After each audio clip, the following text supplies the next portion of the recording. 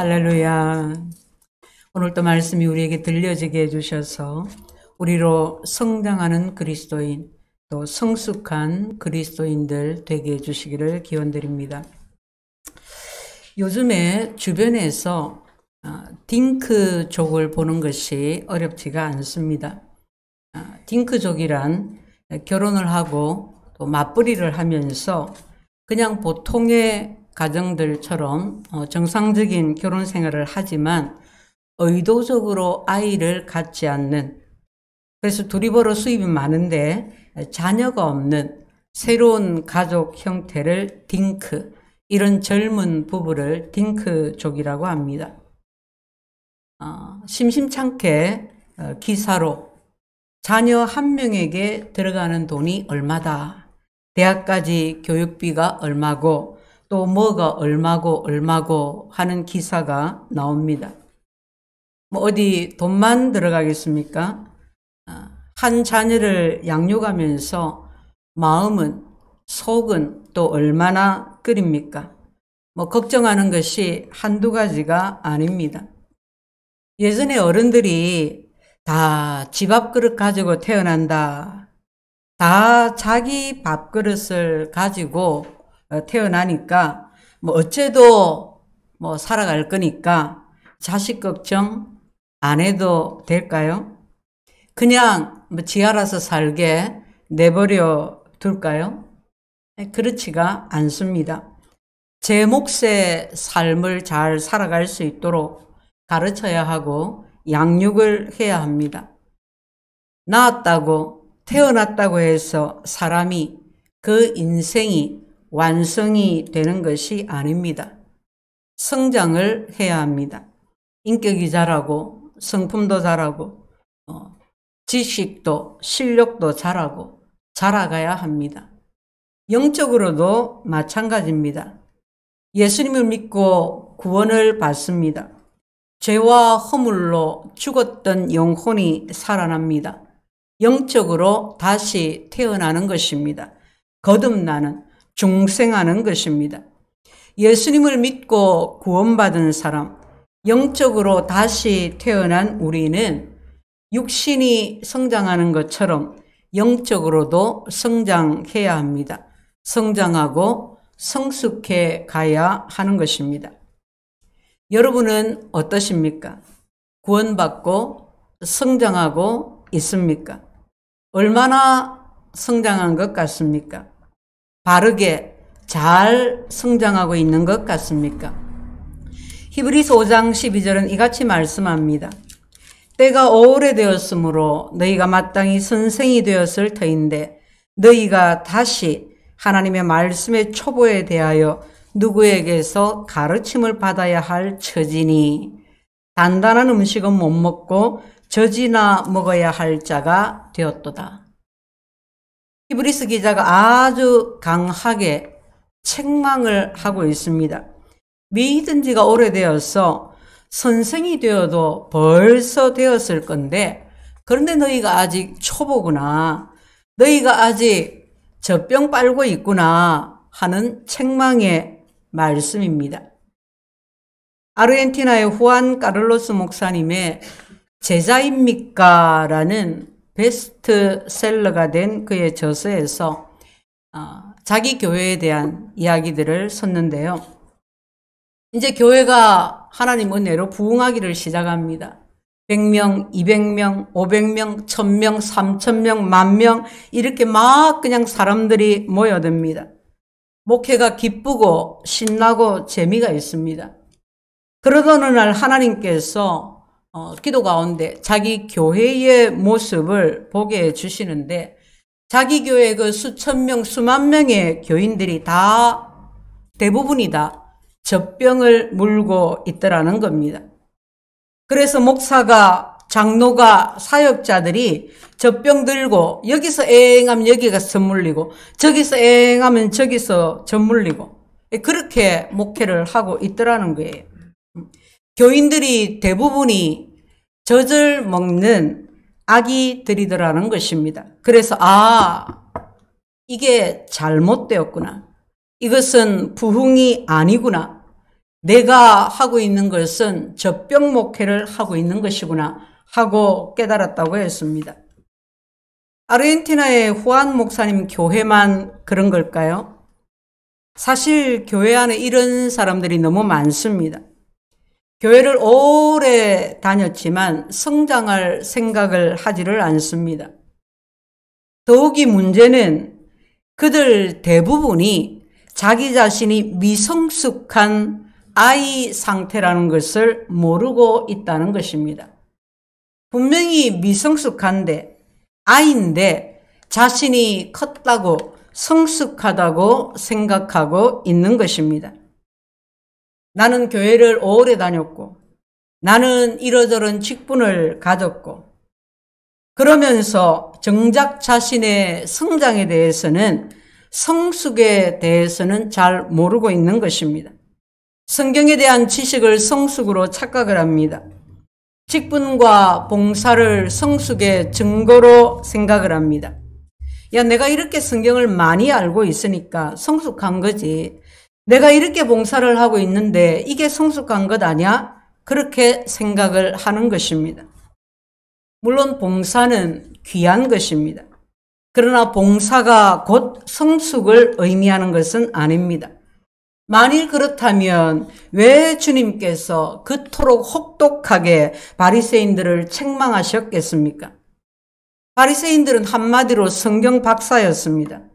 그들의 삶은 곧 종교 생활이었고 봉사 자체였습니다. 그러나 하나님의 눈으로 볼 때에 그들은 잘하지 못한 자들이었습니다. 잘해야 하는데 잘하지 못하면 그것은 병든 것입니다. 그러나 이 모든 것들보다 성숙에 대해서 착각하는 것이 있습니다.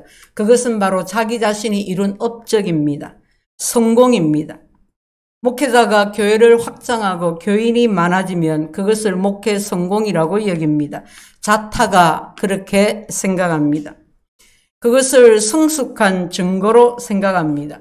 그러나 이것은 잘못된 것입니다. 어떤 성도는 사회적인 성공과 더불어서 교회에서 여러 직분을 가지고 섬기는 것을 성숙의 증거라고 생각하기도 합니다. 이 또한 잘못된 생각입니다. 전혀 성숙하지 않아도 교회가 부흥할 수 있습니다. 숫자적인 측면에서만 보고 부흥이라고 한다면요. 영적으로 미숙하지만 사회에서는 얼마든지 대단한 일을 할 수 있습니다. 베드로는 성숙을 위한 5가지를 말씀하고 있습니다. 우리 모두 본문 앞에서 정직하게 자신을 살펴보고 이 5가지 가운데 내가 무엇이 부족한지를 알고 이를 위해서 기도하고 또 이 부족한 것을 채워가고 성장하고 성숙해 갈 수 있기를 축복합니다. 첫 번째는 하나됨입니다. 마지막으로 말하노니 너희가 다 마음을 같이하여 하나가 되는 것입니다. 그런데 이 하나됨이란 획일적으로 똑같은 것, 획일적으로 하나가 되는 것을 의미하지 않습니다. 특히 우리나라 사람들은 이 부분에 대해서 유의해야 합니다. 왜냐하면 우리는 문화적으로 하나 되라 그러면 획일적으로 하나 되는 것을 쉽게 떠올리게 되는 그런 환경 가운데서 나고 자라고 살아왔기 때문입니다. 학창 시절에 우리가 똑같이 머리를 짧게 다루고 똑같은 교복을 입었습니다. 귀 밑 몇 센치. 학교에 등교할 때마다 문 앞에서 선도부가 감독해가지고 머리 길면 잘리고 그랬잖아요. 뭐 이거야 뭐 학교 뭐 규칙을 그렇게 했다 칩시다. 그런데 이 똑같은 것을 안 하면 뭘 해야 하는데 안 하면 이상한 사람, 별난 사람, 조직에 반하는 사람, 잘못된 사람 그렇게 보았습니다. 직장에서 점심시간에 중국집으로 밥을 먹으러 갑니다. 상사가 짜장면 시키는데 다른 사람은 딴 거 시키면 안 돼요. 눈치가 보여가지고. 그 자리에서 누가 볶음밥 이러면은 니는 뭘 그런 걸 시키느냐고. 지금이야 많이 달라졌지만 식당에서도 별로 안 좋아합니다. 같은 걸 시켜야 일하기가 편하기 때문에. 그죠? 우리 문화의 유교적 배경에서 가장 두드러진 특징이 바로 획일적으로 하나 되는 것입니다. 그러나 성경이 말하는 하나됨은 획일적으로 하나 되는 것이 아니라 다양함 속에서 하나가 되는 것입니다. 그래서 어렵습니다. 획일적으로 하나 되는 것은 어떤 면에서 쉽습니다. 그냥 뭐 하라고 하는 대로 좋든 말든 그냥 그게 편하고 말 안 듣고 수월하니까요. 하지만 다양성 속에서 하나가 된다는 것은 쉽지가 않습니다. 한 교회를 다녀도 각 교회마다 그 특징들이 좀 있거든요. 장단점들이 또 좀 있고 흐름이 조금씩 있는데 한 교회를 오래 같이 다녔어도 어떤 사안에 대해서 생각과 견해는 다를 수 있습니다. 얼마 전에 우리가 지방선거를 치렀지 않습니까? 뭐 그 전에 대통령 선거도 치렀고요. 이런 교회를 다닌다고 해서 정치적인 견해가 같은 것이 아닙니다. 어떤 이는 1번을 찍고 어떤 이는 2번을 찍습니다. 지지하는 정당이 다 다릅니다. 부모 자식이 다르고 남편 아내가 다릅니다. 성경이 말하는 하나됨은 이렇게 다름에도 불구하고 하나됨을 유지하는 데 있습니다. 성숙은 무엇으로 알 수 있습니까? 성숙이라는 것은 나와 다르더라도 하나됨을 유지할 수 있는 능력. 그것이 성숙이고 그것으로 성숙한가 아닌가를 알 수가 있습니다. 다양성 속에서 하나됨을 유지하려면 뭐가 본질이고 뭐가 비본질인지를 구분할 줄을 알아야 합니다. 한동안 그런 유행어가 있었지 않습니까? 무엇이 중한디? 뭐가 중하냐 이 말이에요. 뭐가? 응? 본질적인 것이 흔들리지를 않아야 합니다. 성경이 말하는 진리에 대해서, 교리에 대해서는 타협이 있을 수가 없습니다. 그러나 비본질적인 것에 대해서는 이해하고 마음을 넓혀야 합니다. 그런데 보면 꼭 이 문제가 어디서 오느냐? 비본질적인 것에서 옵니다. 하나됨이 깨지는 이유가 비본질적에서 오는 것입니다. 교회 분쟁이 생깁니다. 깨어집니다. 대부분은 비본질적인 이유 때문입니다. 우리는 이 하나됨을 두고 나는 얼마나 성숙한지를 스스로 돌아볼 수 있기를 바랍니다.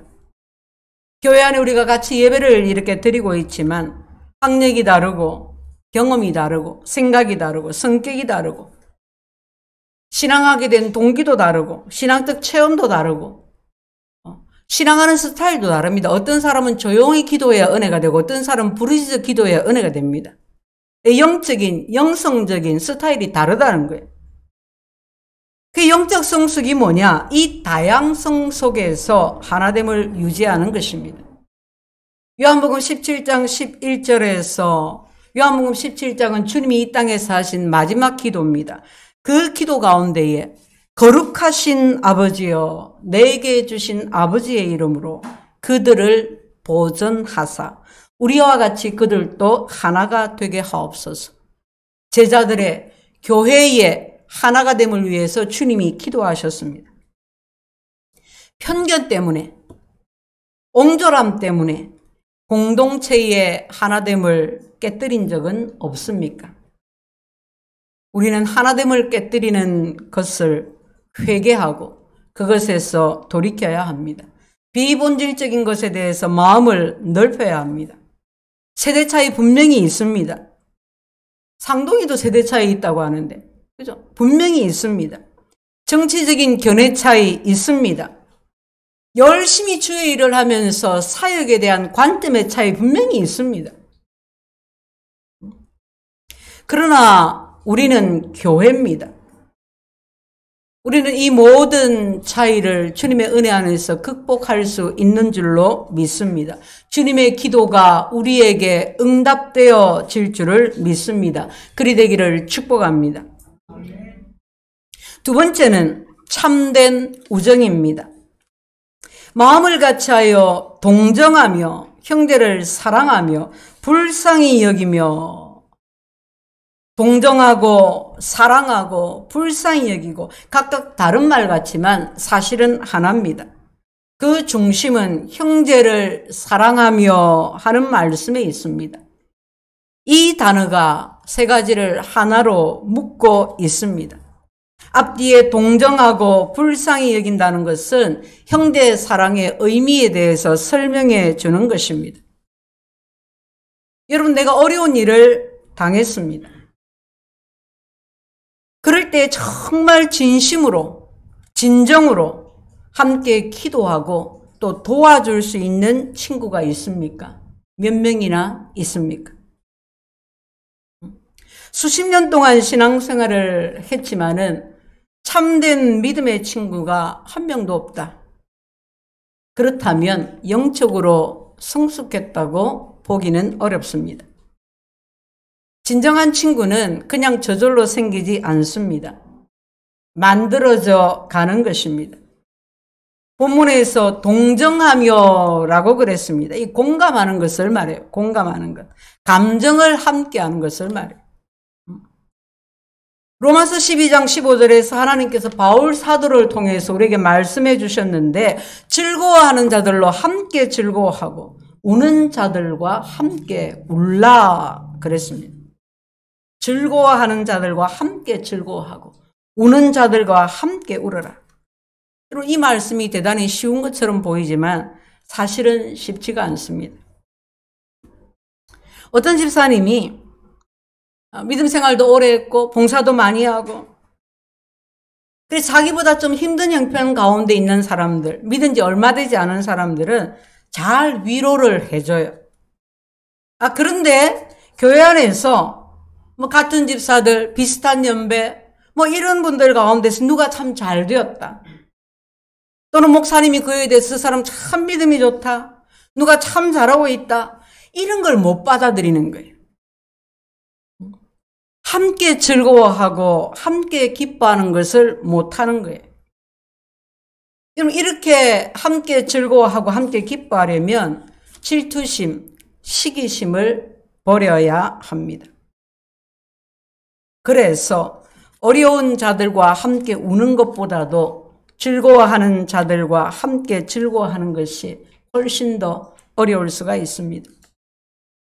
같은 교회를 다닙니다. 함께 교회를 섬깁니다. 그런데 누구는 좋은 집에 이사를 갔습니다.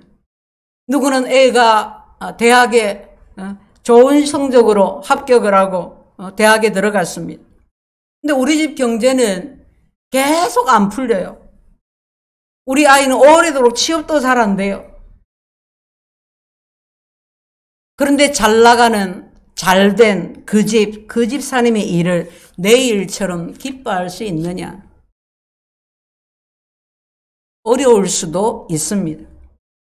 그러나 우리는 자기 일처럼 기뻐해야 하고 기뻐할 수가 있습니다. 왜냐하면 주의 피로 한 몸을 이룬 교회이기 때문입니다. 사랑하는 형제요 자매이기 때문입니다. 형제가 잘 되는 것을 시기하고 질투하면 그것은 교회가 무엇인지를 모르고 있는 것입니다. 여러분, 혈연 관계는 이 땅에서 끝이 납니다. 그러나 예수 피로 구원받은 교회의 지체가 된 형제 자매는 천국까지, 영원까지 이어집니다. 참된 우정, 진정한 우정은 저절로 생겨나지 않습니다. 힘들 때, 고통당할 때, 아파할 때 진심으로 다가가서 공감해주고 그의 필요를 도와주고 기도해주고 좋은 일, 기쁜 일에도 진심으로 그리고 그 기쁨을 함께 하는 것입니다. 성도 여러분, 정말 형제를 사랑하기를 원하십니까? 정말 누군가와 믿음 안에서 깊은 우정을 나누기를 원하십니까? 그렇다면 그와 감정도 함께 나누시기를 바랍니다. 그가 겪은 일을 내 일처럼 여기고 함께 울어보시기를 바랍니다. 가장 좋은 방법은 하나님께 기도하는 것입니다. 안타깝지만, 마음이 속상하지만 그와 같은 마음이 안 생길 수 있어요. 그는 너무 힘들어서 울고 있는데 나는 그 마음까지 안 갈 수 있어요. 처음에는 그런 마음이 안 생기더라도 기도할 때 성령께서 내 마음을 움직여 주십니다. 그러면 그 사람의 마음이, 그 사람의 아픔이, 고통이 내 마음에 깊이 다가옵니다. 사람은 영적 존재이기 때문에 그렇게 기도 안에서 서로 교감하게 됩니다. 우정이라는 것은 동정하고 공감할 때, 그럴 때 자라납니다.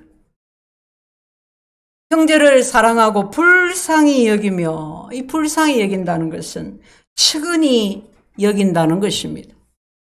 마태복음 9장 36절에서 무리를 보시고 불쌍히 여기시니 이는 그들이 목자 없는 양과 같이 고생하며 기진함이라, 유리함이라. 예수님은 영적 분별력을 잃어버리고 하나님을 떠나서 세상에서 유리방황하며 살아가는 우리를 불쌍히 여겨주셨습니다. 만일 예수님이 우리를 불쌍히 여기지 아니하셨다면 우리가 어떻게 구원받을 수 있겠습니까? 주께서 우리를 불쌍히 여기신 것을 기억하십시오. 그 결과 우리가 구원받게 된 것을 기억하십시오. 그러므로 다른 사람이 잘못을 했을 때도 그를 불쌍히 여기십시오. 나는 한 번도 잘못한 것이 없는 것처럼 그를 판단하고 그를 비방하고 그에게 상처를 주거나 하지 말고 도리어 그를 불쌍히 여기십시오. 여러분 가까이에 누가 병이 들었습니까? 누가 어려움을 당했습니까? 누가 이혼을 했습니까? 판단하지 말고 긍휼히 여기시기를 바랍니다. 이렇게 한 마음으로 긍휼히 여기고 동정하고 이렇게 사랑할 때 놀라운 일이 생깁니다. 주위에 참된 친구가 생깁니다. 이해관계로 얽혀있는 사람 말고 진짜 친구가 생기게 되는 것입니다. 공감을 하고 불쌍히 여기고 더불어 살아가고, 여러분 이런 것이 없이는 신앙은 결코 성장하지 않습니다. 책만 붙들고 있으면 머리만 커지고 그 책을 붙들어서 성경을 붙들어서 삶이 따라가야 하는데 삶이 따라가지 않으면 가짜 신앙인이 됩니다. 우리 모두 진정한 친구를 얻기를, 참된 영적 친구가 되어질 수 있기를 축복합니다. 세 번째는 겸손입니다. 겸손하며, 하나님은 겸손한 자를 높이시고 교만한 자를 낮추신다고 하셨습니다. 우리는 그냥 겸손이 얼마나 중요한지를 압니다. 굳이 강조하지 않아도 압니다. 그러나 겸손한다는 것은 우리 주위에서 참으로 겸손한 자를 찾기는 쉽지가 않습니다. 겸손은 체면이 아닙니다. 다른 사람을 대하는 도리가 좋은 것을 체면이라고 하잖아요. 겸손은 체면이 아닙니다. 또 자기를 내세우거나 자랑하지 않는 태도, 남에게 양보하거나 사양하는 태도, 그 겸양, 겸손은 겸양도 아닙니다. 겸손은 그저 조용히 뒤에서 따라가는 내성적인 그런 성향도 아닙니다. 겸손은 한마디로 하나님 앞에 자기 자신을 낮추는 것입니다. 하나님 앞에서 자기 모습을 대면한 사람, 하나님 앞에서 자기 모습을 직시한 사람은 결코 자신을 높일 수가 없습니다. 거룩하신 하나님 앞에 나아가서 하나님의 그 거룩 앞에서, 하나님의 그 빛 앞에서 자신의 모습을, 자신의 추하고 더러운 모습을 본 사람이 어떻게 자신을 높일 수가 있겠습니까? 자신이 오직 하나님의 은혜로 구원받았다는 것을 아는 사람이, 날마다 주의 십자가 앞으로 나아가는 사람이 그 사람이 자신을 낮춥니다. 지나치게 자기 주장이 강한 사람은 설교 말씀에 또 권면에 쉽게 마음을 열지 않습니다. 어쩌면 평생 누군가에게 설득되어 본 적이 없을는지도 모릅니다. 여러분은 어떠신가요? 여러분은 누군가에게 설득이 되어 본 적이 있습니까? 다른 사람의 말을 잘 경청하는 태도, 가르침을 잘 받는 태도는 정말 중요합니다. 잠언서에서는 가르침을 잘 받는 사람을 저를 참으로 지혜로운 사람이라고 했습니다. 그 반대의 마음, 잘 받아들이지 않는 마음, 그 마음을 강팍한 마음이라고 할 수 있습니다. 성경에는 이스라엘 백성이 목이 곧고 단단하다고 했습니다. 애굽의 바로가 마음이 강팍하다고 했습니다. 그럼 마음이 강팍한 사람은 누구의 가르침도 듣지 않습니다. 바로가 계속해서 자기 말을 번복하잖아요. 자기 자신이 최고라고 생각하기 때문에 다른 사람의 권면을 받아들이지를 않습니다. 다른 누구의 가르침도 거부합니다. 그런 단단한 마음, 강팍한 마음은 겸손할 수가 없습니다. 다른 사람의 말에 설득이 잘 되었어. 우리가 부정적으로 볼 때 기가 얇아서 사기를 잘 당하는 것하고 강팍한 마음을 가지고 사는 것하고 어느 것이 낫겠습니까? 그 둘 다 별로지만은 그 둘을 생각할 때 저는 구제를 할 때 속아서 하는 경우가 있습니다. 많지는 않지만 이런저런 자기가 처한 처지를 말하는데 긴가민가 하긴 하지만 저렇게 진실되게 말을 하니까 근데 이제 도와주는 거예요. 결과는 가짜였습니다. 그런 적이 몇 번 있습니다. 그렇지만 차라리 내가 속아서 손해를 볼지언정 강팍한 마음으로 사는 것보다는 낫다고 생각합니다. 사지육신 멀쩡한 사람들에게 이게 무슨 구제인가 싶은데 그럼에도 불구하고 하는 것은 정말 어려운 사람을 만났을 때 내가 돕지 못하게 될까 봐. 오늘날 마음을 굳게 닫고 사는 사람들이 많습니다. 지나치게 자신을 의지해서 다른 사람을 배타하고 늘 자신에게만 결정권이 있어야 하고 다른 사람을 판단해야만이 직성이 풀리고 늘 자기 생각이 옳고 이런 사람은 겸손과는 거리가 멉니다. 영적으로 보면 딱 어린아이입니다.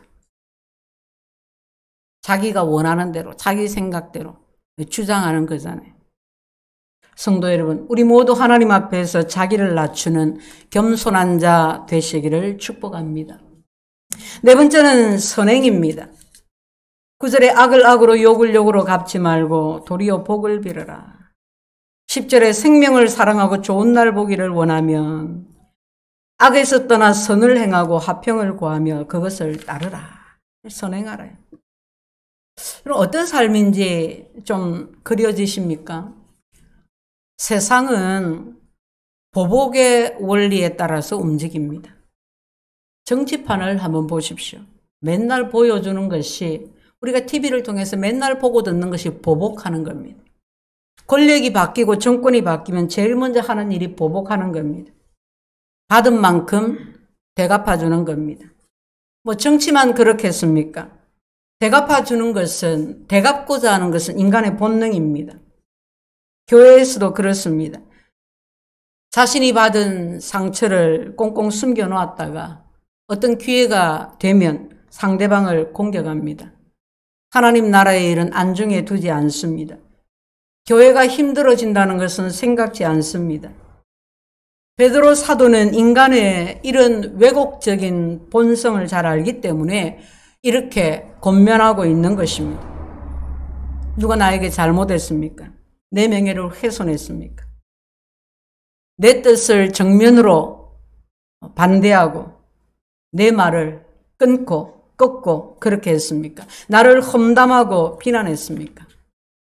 그렇다면 그래도 그를 용서해야 합니다. 보복하지 말고 비난하지 말고 분노를 내 안에 키우지 말고 하나님 앞에 나아가는 것입니다. 하나님 앞에 나아가서 내려놓는 것입니다. 성경인 여기에다가 도리어 너희가 복을 빌라고 합니다. 용서하고 도리어 복을 빌으라, 축복하라. 어렵습니다. 매우 어려운 일입니다. 나 같은 사람이, 우리 같은 연약한 사람들이 어떻게 이렇게 합니까? 불가능합니다. 그런데 주께서 그렇게 하라고 하십니다. 어떻게 그렇게 할 수 있을까요? 기도하면 됩니다. 주님께 나아가서 기도하는 것입니다. 기도하면 하나님이 역사하십니다. 나는 안 되지만, 나는 불가능하지만 기도하면 하나님이 가능하게 해 주십니다. 하나님이 어떻게 역사하실지, 그 사람의 마음을, 이 환경을 하나님께서 어떻게 역사하실지 궁금하지 않으십니까? 하나님께 나아가서 여러분의 바로 그 문제를 붙들고 기도하시기를 바랍니다. 처음에는 어쩌면 하나님, 그가 나에게 이렇게 했습니다. 그가 나에게 이렇게 말했습니다. 그가 누구에게 나에 대해서 이렇게 말했습니다. 하나님, 내 원수 갚아주십시오 라는 마음으로 기도할 수도 있습니다. 그러나 계속해서 기도하면, 성령을 의지하고 기도하면, 중단하지 않고 기도하면 성령께서 그 기도를 이끌어 주십니다. 기도하는 내 마음을 바꾸어 주시고 내 기도를 바꾸어 주십니다. 그래서 나중에는 그를 축복할 수 있게 됩니다. 내 마음에는 하나님의 평안이 임하고요. 성도 여러분, 우리가 이렇게 살아야 하는 이유가 무엇입니까? 9절에서 말씀하시지요. 너희가 부르심을 받았어. 복을 이어가게 하기 위해서. 이런 삶을 살도록 하나님께서 우리를 불러주셨기 때문에. 하나님이 예수 그리스도 안에서 하늘과 땅에서 그 모든 복을 부어주셨는데 그 복을 삶 속에서 이어가도록 하기 위해서 이렇게 살아야 된다 이 말이에요. 복 받기 원하시죠? 이렇게 살아라. 복되게 하기 위해서, 너희를 복되게 하기 위해서 하나님께서 불러주셨다. 이것이 우리의 소명이라는 말입니다. 주님이 먼저 그 길을 가셨기 때문에, 우리를 이를 위해 부르셨기 때문에 우리가 이렇게 기도하면서 순종하면서 적용하고 실천해가는 것입니다. 영적 순종, 영적 성숙은 상대에게 맞대응하지 아니하고 싸우기를 그치고 분노를 내려놓는 것입니다. 그렇게 성장해가고 성숙해 가시기를 축복합니다. 마지막 한 가지 더는 혀를 다스리는 것. 혀를 다스리라. 혀를 금하여 악한 말을 그치며 그 입술로 거짓을 말하지 말고 수군거림을 삼가고 남의 비밀을 누설하지 말고 확실치 않은 정보는 전달하지 말고 생명을 사랑하는 자들아, 좋은 날 보기를 원하는 자들아, 그 말이잖아요. 여러분 생명을 사랑하십니까? 여러분의 자녀가, 여러분의 주위 사람들이 좋은 날 보기를 원하십니까? 그렇다면 혀를 다스려야 합니다. 교회가 깨어집니다. 주먹으로 깨어지지 않습니다. 핍박을 받습니다. 박해가 극심합니다. 그걸로 교회가 깨어지는 법이 없습니다. 교회 공동체를 깨는 가장 강력한 무기는 바로 말에 있습니다. 혀에 있습니다. 내 말이, 우리의 말이 사단의 강력한 무기가 되지 않게 하십시오. 확실치 않은 것은 전달하지 마십시오. 추측하는 것을 사실처럼 말하지 마십시오. 내가 의지를 동원해서 말을 다스리고 말에 있어서 악한 습관을 끊어내야 합니다. 영적으로 성숙한 사람은 어떤 말을 할 때 그 일이 사실인가 거짓인가 하는 것들보다도 내가 이것을 가지고 말을 할 때 그 사람과 그 가정, 교회 앞에 이것이 덕이 될 것인가? 해가 될 것인가? 그것을 먼저 신중하게 생각합니다. 비록 그 일이 사실이라고 할지라도 그 일에 얽혀진 사람들과 교회 공동체에 더 나쁜 결과를 초래할 수가 있기 때문입니다. 혀는 불이라고 했습니다. 불과 같은 파괴력이 있다는 말입니다. 그래서 온 집을 태운다고 했습니다. 시편 기자는 자기 입에 파수꾼을 세워달라고 하나님께 기도했습니다. 우리 또한 이런 태도를 가져야 합니다. 혀를 다스리는 능력이 영적 성숙의 척도입니다. 하나됨, 참된 우정, 겸손, 선행, 혀를 다스리는 것. 이 5가지를 마음에 잘 새기시기를 바랍니다. 하나님께서 성숙한 성도, 성숙한 교회를 통해서 가정과 사회를 다시 세우실 것을 믿습니다. 우리 모두 성장하고 성숙해 가시기를 예수 이름으로 축원드립니다. 아멘.